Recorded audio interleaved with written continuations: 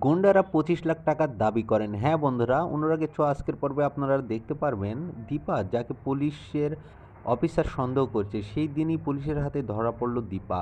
Police কর্মকর্তা দীপাকে হুমকি দিয়ে বলেন, আপনি যদি আমাদের সঙ্গে সহযোগিতা করেন তাহলে আপনার সাজা একটু কম হতে পারে। দীপা কঠোরভাবে উত্তর দিল, আমি চুরি করিনি, আমি জানি না। আমার ব্যাগে হারটা কে রেখেছে আমি জানি না, সেটা তদন্ত করুন। আমি এখান থেকে বেরোবই। পুলিশ অফিসারের কাছে দীপার এই দৃঢ় প্রতিক্রিয়া অনেকটাই রহস্যজনক মনে হলো, কিন্তু তার সাহসিকতা তাদেরকে এক নতুন দৃষ্টিকোণ থেকে চিন্তা করতে বাধ্য করলো। দীপা জানে সঠিকভাবে সংগ্রাম না করলে সে হয়তো তার স্বাধীনতা হারাবে। এদিকে সূর্য এবং তার বন্ধু সাক্ষ্যদেব বাবু দীপার জামিনের ব্যবস্থা করতে উকিলবাবুর কাছে গেলেন। তারা সাক্ষ্যদেব বাবুর সঙ্গে আলোচনা করছিলেন কিভাবে দীপাকে মুক্ত করা যায়। তাদের মধ্যকার কথোপকথনে দীপা নিজেকে একটু নতুন উত্থানের দিকে এগিয়ে নিয়ে যাচ্ছিলেন। অপরদিকে জয়, সূর্যের ভাই, কিছু গুন্ডাদের হাতে মারধরের শিকার হয়। সেই সময় সূর্য এসে তাদের কাছে গিয়ে জিজ্ঞাসা করে, আমার ভাইকে মারধর করছেন কেন, কি চান আপনারা?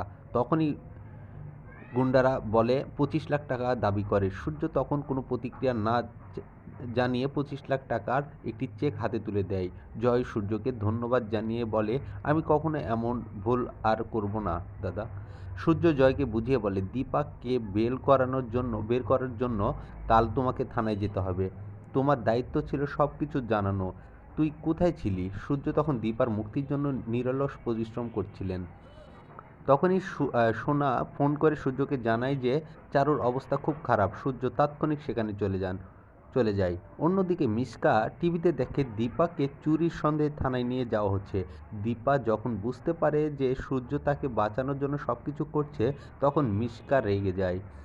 সে বুঝতে পারে যে সূর্য ও দীপার সম্পর্কের গভীরতা এবং তাদের একে অপরের সাহায্য করার প্রবণতা কেমন। অবশেষে দীপা সূর্যের জামিনের ব্যবস্থা করে দেয়। দীপা সূর্যকে ধন্যবাদ জানিয়ে বলে, তোমার এই বিপদ আমাদের এক করে দিয়েছে।